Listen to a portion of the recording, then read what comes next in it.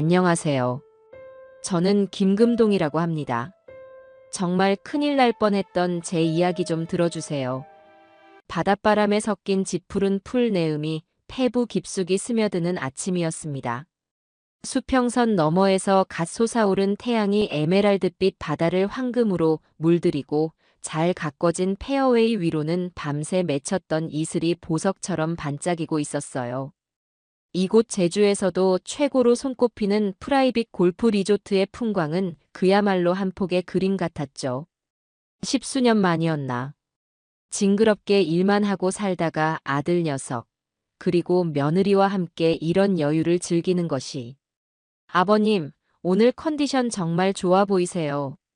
이야, 자세가 여전하십니다. 옆에서 며느리인 구미연이 호들갑스럽게 박수를 치며 말했어요. 하얀색 골프 웨어에 머리부터 발끝까지 명품으로 휘감은 모습이 필드 위 여왕이라도 되는 듯 화사했지만 어쩐지 그 칭찬이 조금은 과장되게 들리는 건 어쩔 수 없었습니다. 원래부터 살가운 성격이 아니라는 걸 잘 아니까요.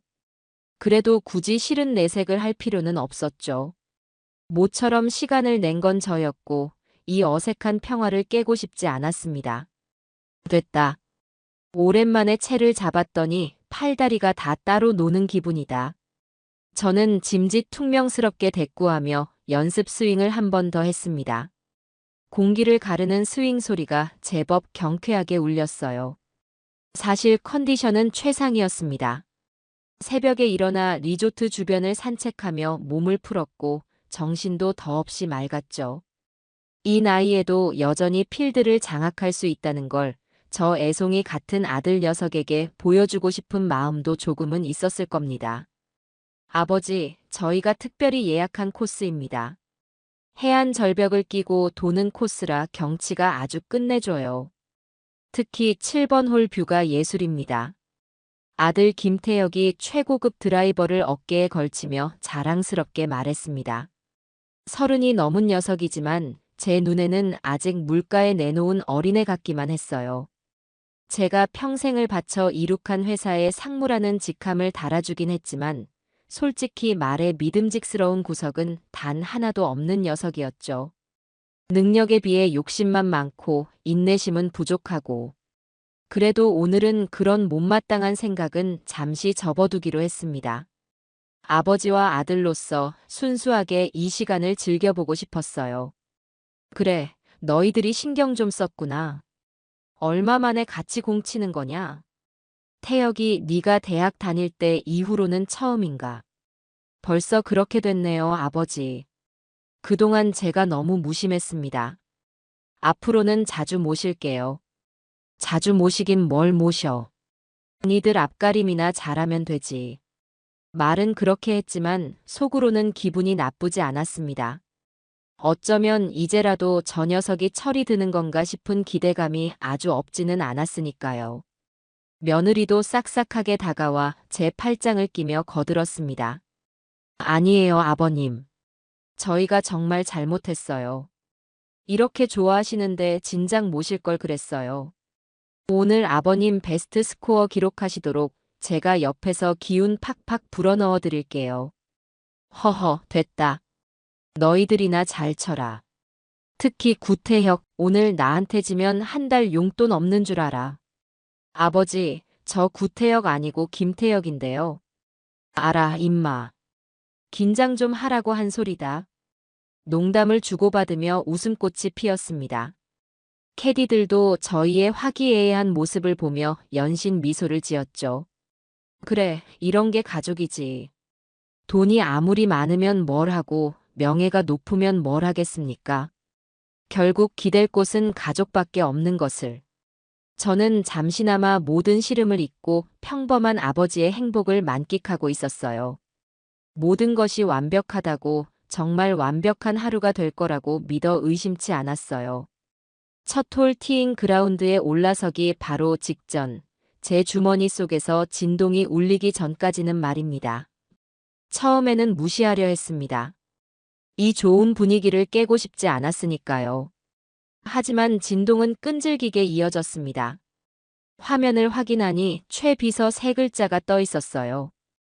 이른 아침부터 무슨 일인가? 제가 분명 이번 제주도 휴가 기간에는 급한 일이 아니면 절대 연락하지 말라고 신신당부를 해뒀거든요. 뭔가 심상치 않은 일이 터졌다는 직감이 등골을 스쳤습니다. 잠깐만. 급한 전화인가 보다. 저는 아들 내외에게 양해를 구하고 몇 걸음 떨어져 전화를 받았습니다. 무슨 일인가, 최 비서. 내가 연락하지 말라고 했을 텐데. 최대한 차분하게 말했지만 수화기 너머로 들려오는 최 비서의 목소리는 제 평정심을 단숨에 깨뜨려 버렸습니다. 회장님, 제 말 잘 들으십시오. 숨 넘어갈 듯 다급하고 필사적으로 무언가를 억누르는 듯한 목소리. 30년 가까이 저를 보좌해온 그가 이런 목소리를 내는 건 처음이었습니다. 아무것도 묻지 마시고 지금 당장 거기서 벗어나셔야 합니다. 최 비서, 이게 무슨 소린가? 나 지금 태혁이랑 미연이랑 같이 있는데. 회장님께 아주 끔찍한 일이 생길 겁니다. 계획이 있어요. 제발, 제발 제 말을 믿으셔야 합니다. 빨리 도망가세요. 도망가라니. 끔찍한 일이라니. 머릿속이 하얗게 변하는 것 같았습니다. 평생 수많은 위기를 겪었지만 이런 종류의 공포는 처음이었어요. 상황 파악이 되지 않았지만 단 한 가지는 확실했습니다. 최 비서는 절대 허튼 소리를 할 사람이 아니라는 것. 그의 목소리에 담긴 절박함과 공포는 진짜였습니다. 제 심장이 미친 듯이 뛰기 시작했어요. 온몸의 피가 차갑게 식는 기분이었습니다. 회장님, 듣고 계십니까? 클럽하우스 주차장 D구역에 제가 차를 대기시켜 놨습니다. 어떻게든 그곳으로 오셔야 합니다. 제발. 전화는 거기서 끊겼습니다. 저는 잠시 동안 멍하니 허공을 바라보았어요. 방금 전까지 완벽하게만 보였던 제주의 풍경이 순식간에 저를 집어삼키려는 거대한 지옥도처럼 보이기 시작했습니다.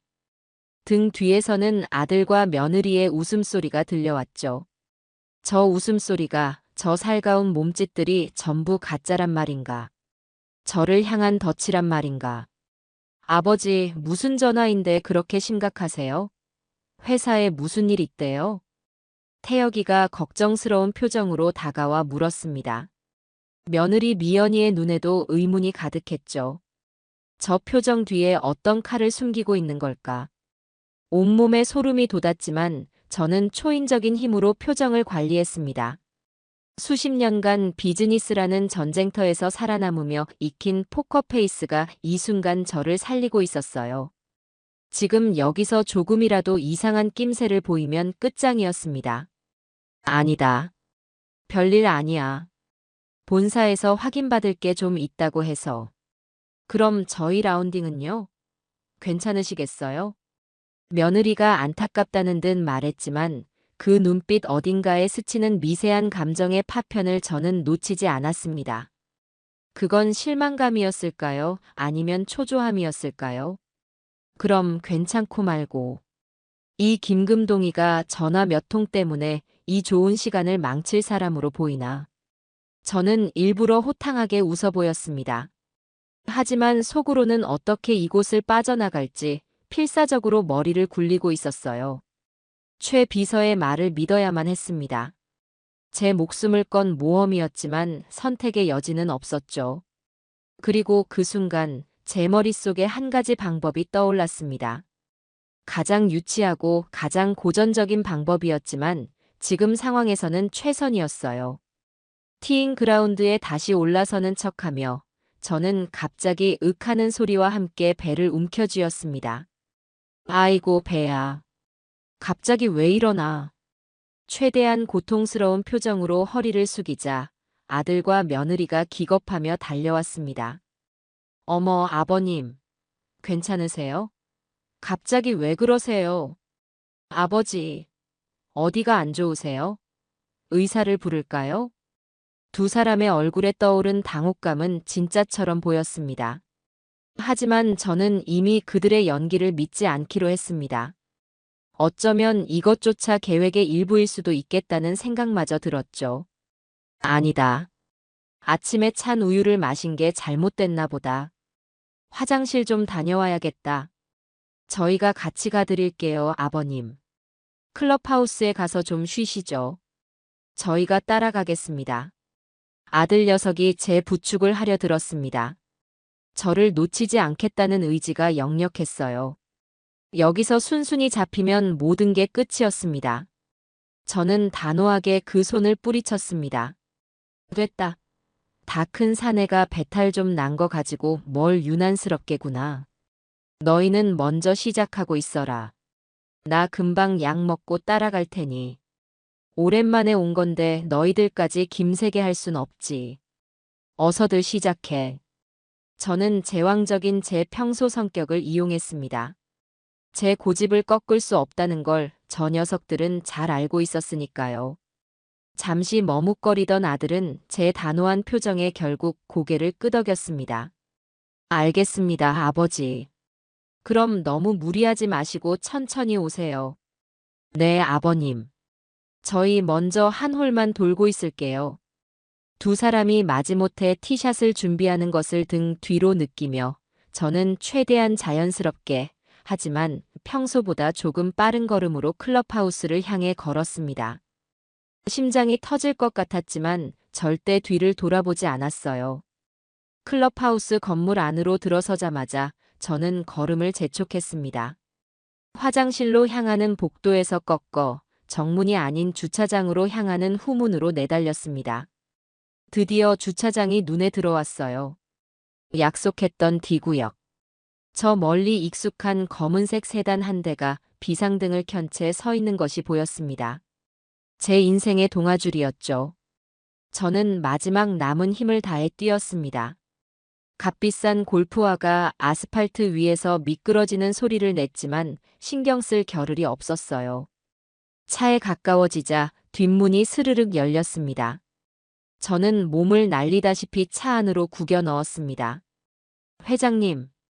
운전석에서 저를 돌아보는 최 비서의 얼굴은 하얗게 질려 있었습니다. 빨리, 빨리 출발해.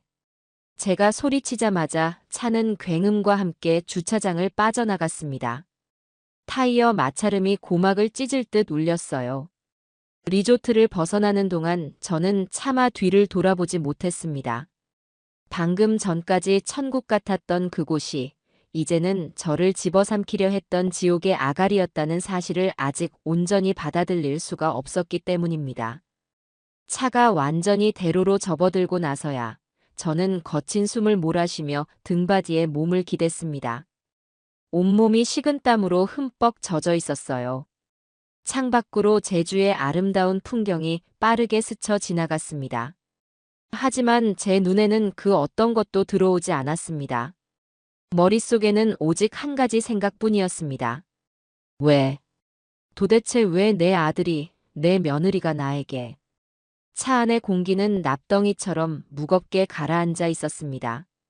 제 옆에서 운전대를 잡은 최 비서는 차마 제 얼굴을 정면으로 보지 못하고 굳은 표정으로 전방만 주시하고 있었죠. 그의 굳게 담은 입술과 핏기 하나 없이 하얗게 질린 얼굴이 제가 방금 겪은 모든 일이 끔찍한 현실임을 끊임없이 상기시켰습니다. 저는 아무 말도 하지 않았어요. 아니, 할 수가 없었습니다.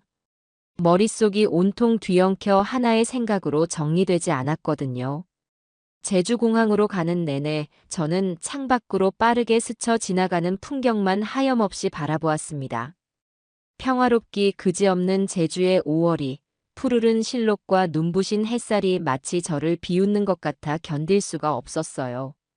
불과 1시간 전까지만 해도 저는 저 아름다운 풍경 속에서 서먹했던 아들과의 관계를 회복하고 며느리의 애교를 받으며 행복한 시간을 꿈꾸고 있었으니까요. 대체 어디서부터 잘못된 걸까요? 모든 것을 다 줘서 문제였을까? 아니면 너무 일에만 미쳐 살아 자식의 마음을 제대로 들여다보지 못한 제 탓일까요? 제가 애지중지, 때로는 매섭게, 하지만 늘 마음속으로는 누구보다 사랑하며 키운 아들. 제 눈에 넣어도 아프지 않을 것 같던 그 녀석이 어쩌다 저런 끔찍한 생각을 품은 괴물이 되어버렸을까? 수십 년의 세월이 깨진 유리 조각처럼 제 머릿속을 파고들었습니다. 갓난아기 때 저를 보고 방긋 웃던 핏덩이의 모습, 처음으로 서툰 발음으로 아빠라고 불렀을 때 세상을 다 가진 듯 벅차올랐던 감동, 미국 유학을 보내놓고 밤마다 잠 못 이루며 혹여 녀석이 엇나갈까 마음 졸였던 날들, 비뚤어질 때마다 매섭게 회초리를 들면서도 돌아앉아 소리 없이 눈물을 삼켰던 기억들. 그 모든 것이 거짓이었단 말인가. 제가 쌓아올린 아버지로서의 모든 세월이 이토록 허망하게 부정당해도 되는 것이란 말인가. 김포공항 VIP 라운지에서 서울행 첫 비행기를 기다리는 시간은 영겁처럼 길게 느껴졌습니다. 아무도 저를 알아보는 이가 없었지만 저는 마치 나라를 팔아먹은 역적이라도 된 것처럼 모자를 깊이 눌러쓰고 고개를 숙이고 있었어요. 스스로가 부끄러워서가 아니었습니다. 제 아들의 배신이 온 세상에 알려지는 것만 같아 모든 사람의 시선이 저를 향한 동정과 조롱으로 느껴졌기 때문입니다. 회장님 괜찮으십니까? 미리 준비된 다른 차로 갈아타고 서울의 안전가옥으로 향하는 길에 최 비서가 무거운 침묵을 깨고 처음으로 입을 열었습니다. 그의 목소리에는 깊은 죄책감과 안타까움이 묻어 있었어요. 내가 사람을 잘못 봤네. 내 아들인데 평생을 내 자식이라 믿고 살았는데 결국 내 손으로 괴물을 키워냈어. 제 목소리가 형편없이 갈라져 나왔습니다. 최 비서는 아무 말 없이 운전대만 더욱 꽉 쥐었죠. 그의 단단한 침묵이 오히려 제게는 더 큰 위로가 되었습니다. 자네는 언제부터 알고 있었나? 숨기지 말고 다 말해주게. 석 달 전입니다. 석 달. 네. 처음에는 그저 이상한 낌새였습니다. 김 상무님께서 회장님 인감과 개인정보 서류들을 몰래 복사해 가는 것을 보았습니다. 처음에는 회사 업무에 필요하신가 보다 생각했지만 며칠 뒤에 상무님이 평소에는 잘 알지도 못하던 보험 설계사와 은밀히 만나는 것을 목격했습니다. 뭔가 이상했죠. 최 비서는 말을 이어갔습니다. 그는 제게는 아들 같은 존재이자 가장 믿음직한 신복이었어요. 제가 길거리에서 노점을 할 때부터 작은 공장을 거쳐 지금의 제국을 맨주먹으로 일굴 때까지 늘 제 곁을 지킨 동지였죠. 그런 그가 제 아들을 의심하고 뒷조사를 시작했다는 사실이 아버지로서는 가슴 아팠지만 한편으로는 그 덕에 제가 지금 이 차에 살아 숨 쉬고 있다는 사실에 안도하는 제 자신이 혐오스러웠습니다. 그래서 뒷조사를 시작했습니다. 회장님께는 차마 말씀드릴 수 없었습니다. 제 기우이길 바랐으니까요. 하지만 파고들수록 상상조차 하기 힘든 사실들이 드러났습니다. 상무님의 막대한 노름빚 그리고 사모님. 최 비서는 제 며느리 구미연을 사모님이라 칭하며 잠시 말을 멈췄습니다. 그 이름 석자에 담긴 혐오감을 애써 억누르는 듯 보였어요. 구미연 씨가 이 모든 일을 뒤에서 부추기고 있었습니다. 아니, 사실상 모든 계획을 세우고 실행을 종용한 것은 구미연 씨였습니다. 상무님께서는 그저 꼭두각시처럼 움직이고 있었을 뿐입니다. 그리고 이번 제주도 여행이 그 끔찍한 계획의 마지막 단계였던 겁니다. 계획이라니. 구체적으로 어떤 계획이었는지 다시 한번 말해주게. 골프카트, 브레이크 케이블을 절단해서 7번 홀 해안 절벽의 가장 가파른 내리막 코스에서 추락을 유도할 계획이었습니다. 회장님의 운전 부주의로 인한 완벽한 사고로 위장해서 그 누구의 의심도 사지 않으려 했던 겁니다. 최 비서의 말을 듣는 순간 눈앞이 다시 한번 캄캄해졌습니다. 아들 녀석이 유독 7번 홀의 경치가 아름답다고 예술이라고 해맑게 웃으며 말하던 그 표정이 귓가에 악마의 속삭임처럼 메아리 쳤어요. 세상에서 가장 아름다운 풍경 속에서 제 아비의 마지막을 그리려 했다니. 피가 거꾸로 솟는 기분이었습니다. 분노를 넘어선 무언가가 제 온몸을 지배하기 시작했어요. 그것은 용암처럼 뜨거웠지만 동시에 빙하처럼 차갑고 아주 날카로운 감정이었습니다. 차는 서울 시내의 한적한 오피스텔 지하주차장으로 들어섰습니다. 최 비서가 미리 마련해둔 안전가옥이었죠. 누구의 눈에도 띄지 않는 평범하기 짝이 없는 곳이었지만 그 어떤 호화로운 제 저택보다도 안전하게 느껴졌습니다. 집 안으로 들어서자 최 비서는 굳은 표정으로 서류 가방을 열었습니다. 그리고 그 안에 내용물들을 거실 테이블 위에 하나씩 아주 정성스럽게 올려놓기 시작했어요. 그것들은 제 아들과 며느리가 저지른 배신의 증거물이자 앞으로 그들의 영혼을 갈갈이 찢어놓을 복수의 칼날이 될 것들이었습니다. 가장 먼저 제 눈에 들어온 것은 두툼한 보험 증권 뭉치였습니다. 국내 최고 보험사들의 이름이 선명하게 박혀 있었죠. 총 5군데. 피보험인은 저 김금동. 법정 상속인이자 사망 시 수익자는 외아들 김태혁. 모든 보험금을 합산한 금액은 자그마치 500억 원. 제 손이 미세하게 떨려왔습니다. 가입일은 불과 석 달 전부터 한 달 전 사이. 제 서명란에는 제 필체를 교묘하게 위조한 사인이 버젓이 자리하고 있었습니다.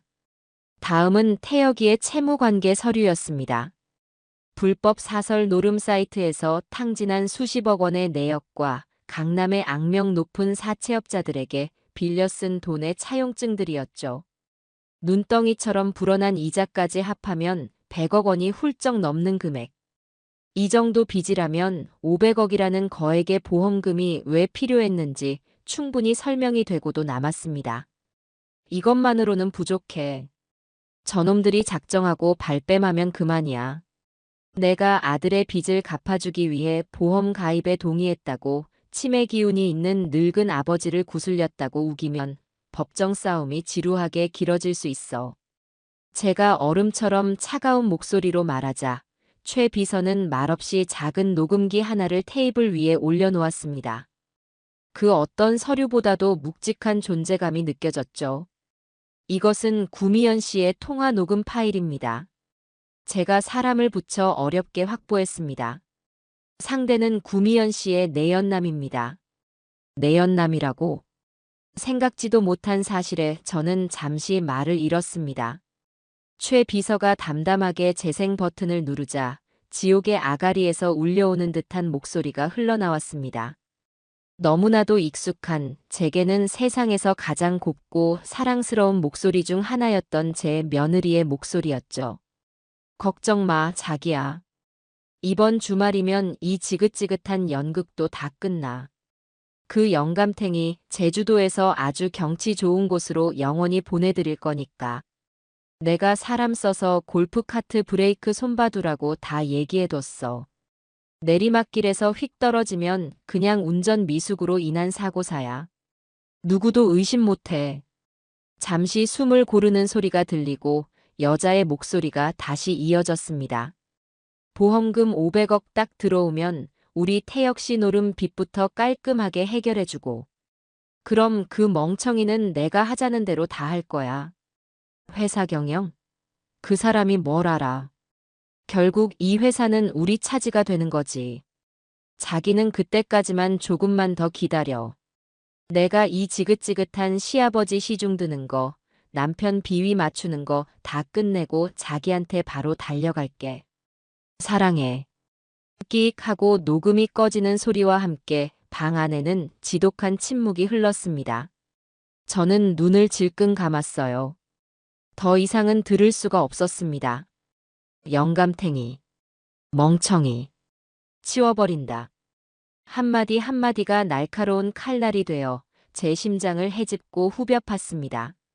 아들 녀석은 그저 돈 때문에 눈이 멀어 아비를 해치려 한 어리석은 놈이라 생각했는데 그 뒤에는 며느리의 불륜과 더욱 추악하고 계산적인 욕망이 뱀처럼 도사리고 있었던 겁니다.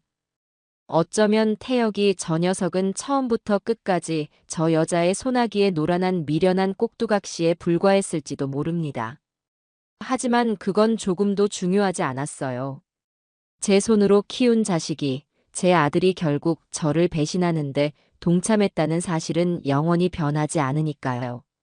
한참의 침묵 끝에 제가 다시 눈을 떴을 때 제 눈에 흐르던 뜨거운 눈물은 모두 마르고 없었습니다. 대신 그 자리에는 시베리아의 한기보다 더 차가운 분노와 서늘한 결심만이 남아 있었죠. 최 비서. 네, 회장님. 저것들을 그냥 법의 심판대에 세우는 걸로는 안 되겠네. 감옥에 몇 년 쳐넣는 걸로는 저것들이 저지른 죄값을 털끝만큼도 치를 수 없어. 최 비서는 말없이 저를 바라보았습니다. 그의 눈빛이 어떻게 하시겠습니까? 라고 묻고 있었죠. 저것들이 가장 원했던 게 뭐지? 바로 돈, 그리고 내가 평생을 바쳐 이룩한 이 회사야. 맞아. 바로 그거야. 저것들이 그토록 탐내던 모든 것을 눈앞에 던져줄 걸세. 그것을 손에 쥐었다고 세상을 다 가졌다고 믿게 만드는 가장 행복하고 황홀한 순간에 가장 처절하고 고통스러운 방식으로 산산조각 내서 다시 빼앗을 거야. 내가 평생을 바쳐 이룬 이 제국을 저 어리석고 추악한 것들을 파멸시킬 가장 완벽하고 잔인한 무기로 사용할 걸세. 이 김금동이 어떤 사람인지 저것들의 뼛속 깊이 영혼까지 새겨줘야겠어. 제 목소리는 저 자신조차 놀랄 만큼 얼음장처럼 차갑고 단단했습니다. 최 비서는 아무 말 없이 제 앞에 무릎을 꿇고 고개를 숙였어요. 그의 어깨가 미세하게 떨리고 있었습니다. 회장님의 그림자가 되어 움직이겠습니다. 어떤 명령이든 내리십시오. 이제부터 시작이었습니다. 배신자들을 위한 제 인생 마지막이자 가장 화려하고 잔혹한 복수극의 막이 그렇게 조용히 오르고 있었어요. 첫 번째 계획은 김금동이라는 한 인간을 이 세상의 기록과 기억 속에서 완벽하게 지워버리는 것이었습니다. 제가 살아있다는 사실을 저와 최 비서, 단 두 사람을 제외한 그 누구도 알아서는 안 됐죠. 그래야만 저 가증스러운 아들 내외가 완벽한 승리를 거뒀다고 착각하고 안심한 채 제가 파놓은 함정 속으로 스스로 걸어 들어올 테니까요. 작전은 신속하고 은밀하게 그리고 아주 교묘하게 진행되었습니다. 최 비서는 제주도 현지에 오랫동안 저와 연을 맺어 온 입이 무겁고 믿을 만한 인력들을 급파했습니다. 그들은 제가 마지막으로 목격되었던 7번 홀 근처에 깎아지른 듯한 해안 절벽 아래 갯바위에서 제가 신고 있던 최고급 골프와 한 짝과 강풍에 찢겨나간 듯한 바람막이 점퍼 조각을 발견했습니다. 언론은 특종을 만난 듯 벌떼처럼 달려들었죠. 김금동 회장, 골프 라운딩 중 실족 추정, 거센 파도에 휩쓸렸을 가능성 높아. 헤드라인들이 자극적으로 춤을 췄습니다. 곧이어 해경의 수색 작업이 대대적으로 펼쳐졌습니다. 헬리콥터와 경비정이 총동원되어 사고 추정 해역을 샅샅이 뒤졌지만 당연하게도 제 흔적은 머리카락 한 올조차 찾을 수 없었습니다. 시간은 저의 편이었어요. 하루하루 수색이 허탕을 치자 여론은 점차 제 생존 가능성을 낮게 보기 시작했습니다. 거친 파도에 휩쓸려 먼 바다로 떠내려갔을 것이라는 전문가들의 비관적인 견해가 힘을 얻었죠. 저는 서울의 안전가옥에서 98인치 TV 화면을 통해 제 실종 사건을 다루는 뉴스를 매일같이 시청했습니다. 화면 속 앵커는 비통한 표정으로 대한민국 경제에 큰 별이 안타깝게 졌다고 떠들어댔고 자료 화면으로는 흑수저 신화의 입지전적인 인물로 포장된 제 젊은 시절의 성공 스토리가 파노라마처럼 펼쳐졌어요. 기분이 참 묘하더군요. 살아있는 채로 자신의 부고를 접하고 자신의 삶을 다룬 추모 다큐멘터리를 보는 사람이 세상에 몇이나 될까요? 슬픔이나 분노 같은 격한 감정보다는 오히려 기이할 정도의 평온함과 냉정함이 저를 감쌌습니다. 이제 진짜 김금동은 저 제주도의 푸른 바다 아래 잠들었고 오직 복수만을 위해 다시 태어난 차가운 유령만이 이 방 안에 남아있다는 실감이 들었죠. 실종 일주일 후 결국 수색이 성과 없이 종결되자 저의 장례식이 열렸습니다. 대한민국 정재계의 내로라 하는 인사들로 거대한 장례식장은 발 디딜 틈 없이 인산인해를 이루었죠. 저는 최 비서가 장례식장 내부와 주변 곳곳에 설치해둔 수십 개의 초소형 CCTV를 통해 그 모든 광경을 제 안전가옥에서 실시간으로 지켜보고 있었습니다. 상주 완장을 찬 아들 김태혁은 거대한 제 영정 사진 앞에서 그야말로 땅을 치며 목 놓아 울고 있었어요. 어찌나 서럽게 우는지 모르는 사람이 보면 아비 잃은 슬픔에 창자가 끊어지는 세상에 둘도 없는 효자라고 착각할 정도였습니다. 며느리 구미연 역시 눈가가 퉁퉁 붓도록 눈물을 흘리며 슬픔을 이기지 못해 휘청거리는 연기를 하며 조문객들의 부축을 받았죠. 정말이지 아카데미 남우주연상과 여우주연상을 동시에 줘도 아깝지 않을 소름 끼치는 명연기였습니다. 저 가증스러운 악어의 눈물 뒤에 얼마나 추악한 탐욕과 환희가 숨어 있는지 이 세상에서 저를 제외한 그 누구도 알지 못했습니다. 아버지, 아버지. 이렇게 허망하게 가시면 어떡합니까? 이 불효자는 이제 어찌 살라고. 아버지. 태혁이 녀석이 제 영정 사진을 붙들고 오열하는 장면에서는 저도 모르게 실소가 터져 나왔습니다. 저놈이 저런 연기에도 제법 소질이 있었구나. 회사 경영 대신 처음부터 배우나 시켜볼 걸 그랬나 봐요. 저놈의 재능을 너무 늦게 알아본 제 불찰이었습니다. 조문객들은 그런 태혁이의 등을 두드리며 진심 어린 위로의 말을 건넸습니다. 김상무, 이제 그만 기운 차리게. 자네가 이제 아버님의 그 무거운 짐을 대신 짊어져야지. 하늘에 계신 회장님도 자네만 믿고 계실 걸세. 이제 김상무가 이 회사를 잘 이끌어야지. 그 말을 듣는 태혁이의 입꼬리가 아주 미세하게 거의 누구도 알아챌 수 없을 만큼 살짝 올라갔다가 내려오는 것을 저는 똑똑히 보았습니다.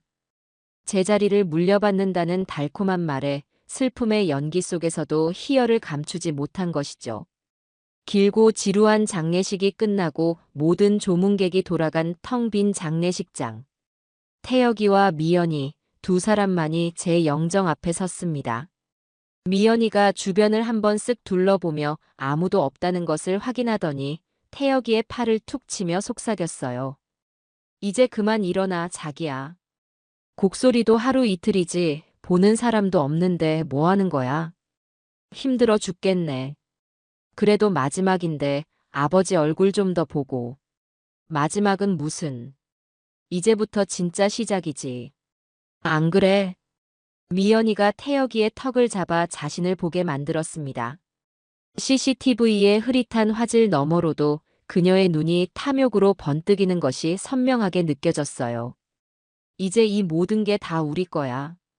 네가 이 회사 회장이고 나는 이 집의 안주인이라고. 알겠어? 그러니까 이제부터는 우는 소리 그만하고 웃을 일만 생각하자. 응. 두 사람은 서로를 마주보며 의미심장한 미소를 지었습니다. 그리고는 제 영정 사진을 벌레 보듯 한번 힐끗 쳐다보더니 아무런 미련도 없다는 듯 손을 잡고 장례식장을 빠져나갔습니다. 그 순간 혹시나 하고 제 마음속 어딘가에 신락같이 남아있던 한 조각의 부성애마저 완전히 타서 제가 되어 사라졌습니다. 이제 저들에게는 그 어떤 자비도 동정도 베풀지 않으리라. 저는 제 자신에게 그리고 제 영정 사진에게 굳게 맹세했습니다. 예상대로 장례식이 끝나자마자 긴급 이사회가 소집되었습니다. 그리고 제 유일한 혈육이자 최대 주주라는 명분 아래 김태혁은 회장 직무대행 자리에 만장일치로 추대되었죠. 아직 법적으로 제 사망 신고가 처리되지 않아 공식적인 회장 취임은 아니었지만 실질적으로 회사의 모든 권한과 책임이 그에게 넘어간 것이나 다름없었습니다. 그날 저녁 저는 자택에 미리 설치해둔 몰래카메라를 통해 아들 내외의 성대한 축하 파티를 지켜보았습니다. 최고급 빈티지 샴페인이 펑 소리를 내며 터지고 두 사람은 광기에 찬 웃음을 터뜨리며 서로를 끌어안았어요. 우리가 드디어 해냈어. 구미연, 당신이 정말 최고야. 내 인생의 여신이야. 내가 뭘 했어. 다 내 계획대로 완벽하게 됐잖아. 이제 당신은 이 나라 최고의 기업을 이끄는 회장님이야, 김 회장님. 아, 아직도 믿기지가 않아. 그 철옹성 같던 아버지가, 그 무섭던 아버지가 정말로 이 세상에서 사라졌다는 게. 사라진 게 아니라 우리가 치워버린 거지. 아주 깨끗하고 완벽하게. 이제 우리 앞길을 막을 사람은 아무도 없어. 며느리의 입에서 나온 치워버렸다는 말에 저도 모르게 주먹을 꽉 쥐었습니다. 손톱이 손바닥을 파고드는 아픔이 느껴졌지만 심장을 도려내는 듯한 고통에 비하면 아무것도 아니었습니다. 저것들은 죄책감이라고는 눈곱만큼도 느끼지 못하는 그야말로 영혼까지 썩어 문드러진 완벽한 악마들이었습니다. 이제 보험금만 나오면 네 노름 빚도 다 해결되고 내 연남 빚도 갚아주고 우리 앞길에 거칠 것은 아무것도 없어. 이 대저택도 저 거대한 회사도 그 영감탱이가 평생 거지처럼 아득바득 모은 돈도 전부 다 우리 거야. 그래, 우리 거야. 당신 말이 다 맞아. 구미연 사랑해. 당신이 내 인생의 구원자야. 두 사람은 소파에 뒤엉켜 서로의 성공을 축하했습니다. 저는 조용히 노트북을 덮었어요. 더 이상은 역겨워서 볼 수가 없었습니다. 증거는 차고 넘치도록 모였고 이제 저들이 가장 행복하다고 느끼는 바로 이 순간부터 저들이 올라선 천국의 문이 사실은 지옥의 입구였음을 아주 천천히 그리고 고통스럽게 깨닫게 해줄 시간이었습니다. 저는 최 비서에게 전화를 걸었습니다. 나일세. 계획대로 1단계를 시작하게. 돈줄부터 서서히 말리는 거야. 이제 유령 회장의 진짜 무대가 시작될 참이었습니다.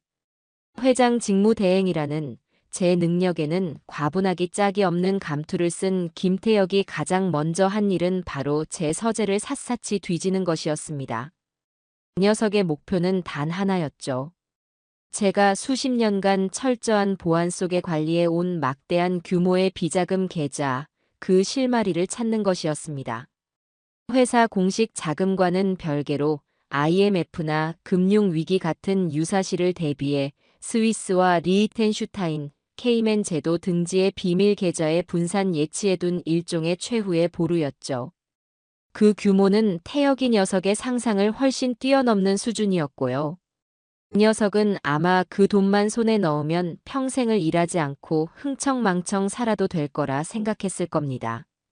하지만 어린 반푼어치도 없는 소리였어요. 제가 어떤 사람인데 그런 제국의 명운이 걸린 정보를 아무데나 종이 쪼가리에 적어두겠습니까? 며칠 밤낮으로 서재의 책이란 책은 다 끄집어내고 벽이란 벽은 다 두드려보던 태혁이는 결국 아무것도 찾아내지 못했습니다. 당연한 결과였죠. 모든 계좌 정보와 접근 코드는 제 머릿속과 저와 최 비서만이 아는 128비트 암호화 체계로 보호된 클라우드 서버에 저장되어 있었으니까요. 초조해진 녀석은 결국 전문가를 불러 제 개인 금고까지 강제로 절단에 열어젖혔지만 그 안에서 나온 것이라고는 낡은 흑백 가족사진 몇 장과 제가 젊은 시절 먼저 세상을 떠난 아내에게 썼던 낯간지러운 연애편지 몇 통이 전부였습니다. 그 녀석의 실망과 분노가 뒤섞인 표정이 자택 몰래카메라에 고스란히 잡혔어요. 젠장. 망할 영감탱이. 돈을 전부 무덤까지 싸들고 간 거야. 귀신이 고칼 노릇이네. 비자금 확보에 실패하자 태혁이는 곧바로 다른 쪽으로 눈을 돌렸습니다. 바로 회사였죠. 회장 대행이라는 직위를 이용해 합법을 가장한 방법으로 회사 자금을 빼돌릴 방법을 찾기 시작한 겁니다. 하지만 그 역시 제 손바닥 아니었습니다. 저는 최 비서를 통해 회사의 모든 자금 흐름과 주요 프로젝트 진행 상황을 실시간으로 보고받고 있었어요. 그리고 태혁이가 손댈 만한 프로젝트나 계약건들은 미리 손을 써서 자금 집행 승인 절차를 대폭 강화하거나 이사 전원의 동의를 받아야만 가능하도록 사규를 수정해 두었습니다. 그 녀석은 회장 대행이라는 감투만 썼을 뿐 실질적으로는 단돈 1억 원도 제 마음대로 움직일 수 없는 이름뿐인 허수아비 신세가 된 겁니다. 아니, 이사님들. 이건 아버지가 생전에 가장 공들여 추진하시던 사업입니다. 송도 바이오 복합단지 건설. 대한민국의 미래 먹거리가 될 사업인데 왜 다들 그렇게 반대를 하시는 겁니까? 이사회 회의실, 태혁이가 얼굴까지 붉히며 고함을 치는 모습이 참으로 가관이었습니다. 그 녀석은 제가 추진하던 대규모 바이오 단지 개발 프로젝트를 구실로 수천억 원의 자금을 인출하려 했지만 제가 미리 포섭해둔 원로 이사들의 철벽 같은 반대에 부딪혀 무산되고 말았죠. 이것은 제가 던진 첫 번째 미끼였습니다. 최 비서는 태혁이의 측근에게 송도 프로젝트가 사실은 엄청난 이권이 걸린 사업이며 초기 투자금 일부를 합법적으로 유용할 수 있는 루트가 있다는 식으로 조작된 정보를 흘렸습니다. 아니나 다를까 무능하고 탐욕스러운 녀석은 그 미끼를 덥석 물었던 겁니다. 직무대행, 아직 선대 회장님의 사망이 공식적으로 확인된 것도 아닐세. 이런 중차대한 시기에 섣불리 천문학적인 자금이 들어가는 투자를 진행하는 건 회사를 위험에 빠뜨리는 행위일세. 제가 삼고초려에서 모셔온 재무 전문가 출신인 박 이사가 안경을 고쳤으며 차갑게 말했습니다. 맞습니다. 저도 박 이사님 의견에 동의합니다. 지금은 시장 상황도 좋지 않고 대외적인 불확실성도 큽니다. 일단은 보수적으로 회사를 운영하면서 내실을 다지는 게 우선입니다. 다른 이사들도 한 목소리로 태혁이의 제안을 반대했습니다. 사실 그들은 모두 제게 절대적인 충성을 맹세한 사람들이었어요. 제가 실종되기 직전 최 비서를 통해 그들에게 은밀히 연락을 취해 제 아들의 끔찍한 배신과 재복수 계획을 모두 설명하고 도움을 요청했거든요. 평생 저와 함께 회사를 키워온 그들은 제 아들의 폐륜에 경악하며 기꺼이 제 편에 서서 칼춤을 함께 추기로 했습니다. 태혁이는 자신이 존경하는 척했던 이사들에게 철저히 무시당하고 있다는 사실에 분노했지만 그들을 논리로 설득할 능력도 힘으로 찍어 누를 명분도 없었습니다. 돈줄이 완전히 막히자 태혁이는 점점 더 초조해지기 시작했습니다. 수십억의 노름 빚을 안겨준 사채업자들의 빚 독촉 전화는 하루가 멀다 하고 빗발쳤고 며느리인 구미연은 회사 재정이 어떻게 돌아가든 아랑곳하지 않고 법인카드로 하루에 수천만 원씩 명품 쇼핑과 피부 관리를 즐기고 있었으니까요. 바로 그때였습니다. 제가 저 완벽해 보였던 공범들 사이에 치명적인 균열을 만들 두 번째 카드를 꺼내 든 것이 저는 최 비서를 시켜 구미연의 최근 3개월간의 법인카드 사용 내역을 상세히 정리한 익명의 투서를 김태혁의 사무실 책상 위에 올려두게 했습니다. 최고급 양장본으로 제본까지 해서 아주 품위 있는 선물처럼 보이게 했죠. A4 용지 수십 장에 걸쳐 빽빽하게 찍힌 내역에는 샤넬, 에르메스 같은 명품 가방은 기본이고 까르띠에, 반클리프 아펠의 보석, 청담동 최고급 스파의 VVIP 회원권, 지인들과의 호화로운 파티 비용 등 온갖 사치스러운 항목들이 날짜별로, 시간별로, 장소별로 완벽하게 정리되어 있었습니다. 총 사용액은 자그마치 10억 원에 달했습니다. 그날 밤 대저택의 서재. 저는 노트북 앞에 앉아 두 사람이 벌일 막장 드라마의 첫 회를 흥미진진하게 기다리고 있었습니다. 예상대로 퇴근한 태혁이는 서재로 구미연을 불러들였습니다. 이게 다 뭐야? 당신 정말 미쳤어? 지금 회사 사정이 어떤 줄 뻔히 알면서 3개월 동안 10억을 긁어. 태혁이가 서류 뭉치를 테이블 위에 내던지며 으르렁거렸습니다. 하지만 구미연은 눈 하나 깜짝하지 않고 우아하게 다리를 꼬고 앉아 손톱을 매만졌어요. 뭐가 어때서? 내가 그동안 이 집안의 며느리로 김태혁 당신의 아내로 살면서 받은 스트레스에 비하면 이 정도는 껌값이지. 그리고 이제 당신이 이 회사 회장인데 고작 10억 가지고 뭘 그렇게 쪼잔하게 굴어. 고작 10억? 장난해? 지금 당장 쓸 수 있는 현금이 없어서 내가 사채업자들한테 매일같이 시달리는 것 뻔히 알면서 너는 명품 쇼핑이나 하고 다녔단 말이야? 현금이 왜 없어? 아직도 그 영감탱이 비자금 못 찾았어? 어머, 당신 정말 생각보다 더 무능하다. 그깟 돈 하나 못 찾아서 마누라한테 화풀이야? 뭐, 무능해. 야, 구미연. 너 말 다 했어? 내가 지금 누구 때문에 이 집까지 하면서 이 자리에 앉아 있는데. 너만 아니었으면 난 그냥 상무 자리에서 편하게 살았을 거라고. 뭐라고? 지금 그걸 내 탓이라고 하는 거야? 야, 김태혁. 너 정말 웃기고 자빠졌다. 그럼 그때 가서 무섭다고 아버지를 어떻게 그러냐고 징징대지나 말던가. 배짱도 없는 주제에 회장 자리는 탐이 났나 보지. 두 사람의 고성이 집안을 울렸습니다. 서로를 향한 날 선 비난과 역겨운 책임 전가가 쉴 새 없이 오갔죠. 한때 완벽한 계획을 실행에 옮긴 공범이었던 두 사람은 돈이라는 현실적인 문제 앞에서 추악한 본성을 드러내며 서로를 물어뜯기 시작했습니다. 저는 아주 만족스러운 미소를 지으며 노트북을 덮었습니다. 이것은 아주 작은 시작에 불과했습니다. 앞으로 저들은 제가 던져주는 달콤한 미끼들을 서로 차지하려고 물고 뜯으며 의심하고 증오하고 결국 서로의 손으로 서로를 파멸의 구렁텅이로 밀어넣게 될 것이었습니다. 저는 그 모든 과정을 가장 가까운 곳에서 아주 즐겁고 행복하게 감상할 예정이었고요. 나의 복수는 이제 막 전체 요리를 끝냈을 뿐이었습니다. 제가 던져놓은 불신의 씨앗은 아들 내외의 마음속에서 아주 빠르고 탐욕스럽게 자라나 마침내 의심이라는 흉측한 독버섯을 피워내기 시작했습니다. 돈 문제로 시작된 그들의 균열은 이제 서로의 존재 자체를 좀먹는 암세포처럼 번져나가고 있었죠. 저는 그 모든 과정을 안전가옥의 모니터를 통해 실시간으로 관람하며 다음 악장을 준비하고 있었습니다.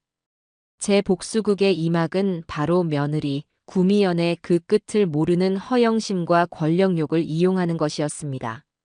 아니나 다를까 남편인 김태혁을 회장 대행 자리에 앉히는데 성공한 구미연은 이제 자신이 이 제국의 실질적인 안주인이라도 된 것처럼 행동하기 시작했습니다.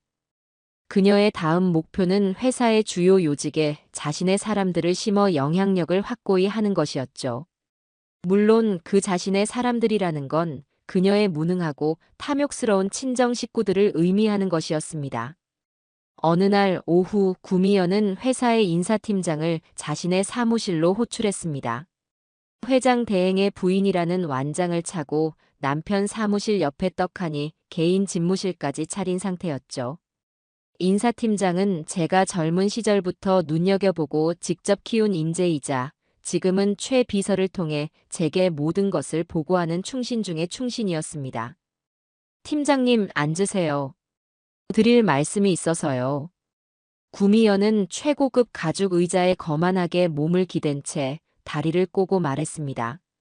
인사팀장은 공손하게 고개를 숙이고 그녀의 맞은편에 앉았죠. 다름이 아니라 우리 회사도 이제 새로운 시대를 맞았잖습니까? 좀 더 젊고 혁신적인 인재들을 수혈해야 한다고 생각해요. 특히 마케팅이랑 홍보 쪽이 너무 올드한 것 같아. 네, 사모님. 어떤 인재를 염두에 두고 계신지 여쭤봐도 되겠습니까? 내 남동생이 미국에서 MBA를 마치고 최근에 귀국했거든요. 아주 감각이 뛰어나고 스마트한 친구예요. 마케팅 본부장 자리에 앉히면 아주 딱일 것 같은데 팀장님 생각은 어떠세요? 인사팀장의 표정이 순간 굳어지는 것이 모니터 너머로도 느껴졌습니다. 구미연의 남동생이라는 작자는 제가 익히 아는 한량이었어요.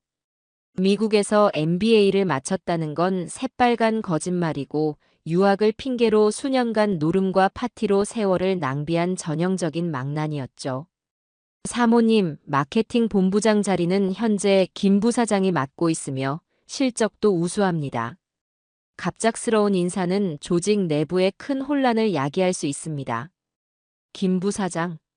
그 아버님 시절부터 있던 고리타분한 사람 말이군요. 그분은 이제 고문으로 물러나실 때도 됐죠. 그리고 우리 엄마가 사교계의 여왕이신 건 아시죠? 그 넓은 인맥을 활용해서 회사 브랜드 가치를 높이면 좋겠는데 대외 협력실 고문 정도로 위촉해드리는 건 어떨까요?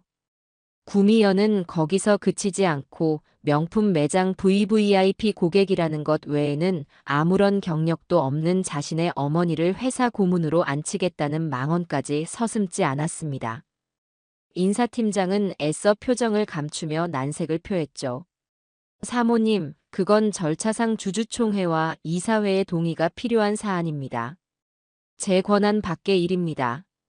절차? 이 회사에서 이제 내 말이 곧 절차고 법이 될 텐데요. 일단 서류 준비부터 하세요. 나머진 우리 회장님, 아니, 우리 자기한테 말해서 처리하라고 할 테니까. 구미연은 막무가내였습니다. 대화가 끝난 직후 인사팀장은 곧바로 최 비서에게 모든 대화 내용을 보고했습니다. 그리고 저는 그 녹취록을 즉시 익명의 이메일로 회사의 모든 원로 이사들에게 발송했죠. 결과는 불 보듯 뻔했습니다. 이 사진은 발칵 뒤집혔습니다.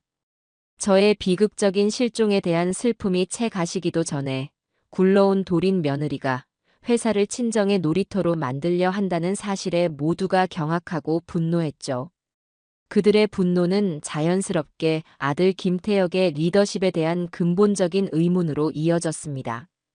한편 돈줄이 막히고 이사회에서 입지마저 좁아진 김태혁은 극심한 스트레스에 시달리다 결국 예전의 악습에 다시 손을 대기 시작했습니다. 바로 노름이었죠. 최 비서의 정보망에 태혁이가 강남의 한 호텔 스위트룸에서 열리는 비밀스러운 VVIP 포커판에 드나든다는 첩보가 입수되었습니다. 저는 최 비서에게 특명을 내렸어요. 그 증거를 확실하게 잡아오라고. 며칠 후 최 비서는 제게 작은 USB 하나를 건넸습니다. 그 안에는 수십 장의 사진과 짧은 동영상 클립이 들어있었죠. 사진 속 태혁이는 잔뜩 상기된 얼굴로 테이블 위에 산더미처럼 쌓인 칩을 쓸어 담고 있었습니다. 하지만 시간이 지날수록 그의 표정은 점점 어두워졌고 마지막 사진에서는 모든 것을 잃은 듯 텅 빈 눈으로 허공을 응시하고 있었어요. 동영상에는 그가 판돈을 모두 잃자 자신이 살고 있는 집, 바로 제 명의로 된 그 대저택의 등기부등본을 담보로 걸며 한 판만 더를 외치는 처절한 모습까지 담겨 있었습니다. 이 녀석은 아비가 사라지자마자 아비가 평생을 바쳐 이룬 집까지 노름판에 던져버린 겁니다. 저는 그 증거들을 가지고 또 다른 계략을 꾸몄습니다. 먼저 태혁이가 거액의 판돈을 잃고 집문서까지 담보로 잡혔다는 사실을 담은 익명의 편지를 며느리 구미연에게 보냈습니다. 하지만 그냥 보내지 않았죠. 편지 봉투 안에는 노름 현장 사진 몇 장과 함께 태혁이가 젊고 아름다운 여성과 함께 호텔 바에서 다정하게 웃고 있는 교묘하게 합성된 사진을 함께 넣었습니다. 그리고 이번에는 태혁이에게도 선물을 보냈죠. 구미연이 그녀의 내연남과 함께 있는 다정한 사진. 이건 합성이 아닌 진짜였습니다. 이것과 그녀가 자신의 이름으로 해외 조세피난처에 거액의 달러를 송금한 것처럼 조작된 은행 거래 내역서였습니다. 서로에게 가장 치명적인 상처가 될 칼날을 양손에 쥐어준 셈이었죠. 그날 밤 저택은 그야말로 전쟁터가 되었습니다. 이게 뭐야? 김태혁, 너 미쳤어? 회사 돈도 모자라서 이제 집까지 팔아먹으려고 환장했어. 그리고 이 여자는 누구야? 구미연이 합성 사진을 태혁의 얼굴에 집어던지며 악을 썼습니다. 닥쳐. 너는 깨끗한 줄 알아?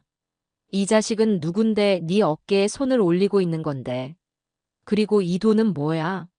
나 몰래 비자금 빼돌려서 이놈이랑 놀아나려고 했어. 태혁이 역시 조작된 은행 서류를 구미연의 코앞에 들이밀며 으르렁거렸습니다.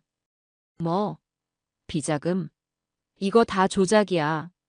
당신 나 의심하는 거야? 조작? 그럼 이 사진은? 이 자식이랑 붙어 먹으면서 나한테는 돈 없다고 쇼를 했던 거냐고. 서로를 향한 불신과 의심이 극에 달한 두 사람은 이제 서로에게 남아있던 마지막 정마저 끊어버린 듯 보였습니다. 고성과 욕설이 오가고 급기야는 물건을 집어 던지며 몸싸움 직전까지 갔죠. 한때 아버지를 해치우자는 끔찍한 목표 아래 완벽한 공범이었던 그들은 이제 서로가 서로의 재산을 빼돌리고 뒤통수를 칠지 모르는 가장 경계해야 할 적이 되어버렸습니다. 저는 모니터 속에서 펼쳐지는 저속한 막장 드라마를 감상하며 차가운 미소를 지었습니다.